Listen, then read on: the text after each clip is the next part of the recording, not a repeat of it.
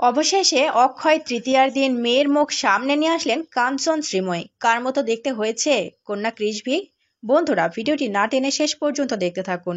আর একটি বিশেষ অনুরোধ, দয়া করে আমাদের চ্যানেলটিকে সাবস্ক্রাইব করে পাশের বেল আইকনটিতে ক্লিক দিয়ে রাখুন, যাতে সব ধরনের আপডেট খবর সবার আগে আপনি পেয়ে যান। ছোট্ট কৃষভিকে কার মতো দেখতে হয়েছে? মা শ্রীময়ী নাকি বাবা কাঞ্চনের মতো? বেশ কয়েক মাস দর্শকদের কৌতূহলের অন্ত ছিল না। অবশেষে অক্ষয় তৃতীয়ায় মেয়ের ছবি প্রকাশ্যে আনলেন কাঞ্চন মল্লিক ও শ্রীময়ী চট্টরাজ।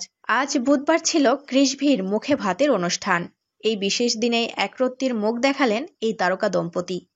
কলকাতার ইস্কন মন্দিরে মেয়ের মুখে ঠাকুরের প্রসাদ তুলে দেন কাঞ্চন শ্রীময়ী। খুদের পরনে ছিল টুকটুকে লাল বেনারসি, মাথায় মুকুট আর লাল ওড়না, সঙ্গে ছিল নানান রকমের স্বর্ণের গহনা। এদিকে মেয়ের সঙ্গে ম্যাচিং করে শাড়ি পরেছেন শ্রীময়ী চট্টরাজও, আর কাঞ্চন পরেছিলেন লাল সুতোর কাজে সাদা পাঞ্জাবি। একেবারে সাদামাঠা ভাবেই পালিত হয়েছে কৃষভির এই বিশেষ দিনটি। নিয়ম অনুযায়ী ছোট্ট কৃষভির সামনে থালায় সাজিয়ে দেওয়া হয় টাকা, মাটি, বই, গীতা, পেন সহ আরো নানা সরঞ্জাম। সেই থালা থেকেই কাঞ্চন শ্রীময়ীর মেয়ে গীতা ধরেছেন বলেই খবর জানা গেছে। প্রসঙ্গত, গত বছর 2 নভেম্বর বাবা হয়েছেন কাঞ্চন মল্লিক। দীপাবলির পরই কন্যা সন্তানের জন্ম দিয়েছেন শ্রীময়ী। মেয়ের জন্মের পর অভিনেতা জানিয়েছিলেন বাড়িতে লক্ষ্মী এসেছে। কন্যার নাম রেখেছেন কৃষভি। মল্লিক বাড়িতে নতুন সদস্য আসার খবর খুনাঘরেও টের পায়নি কেউ।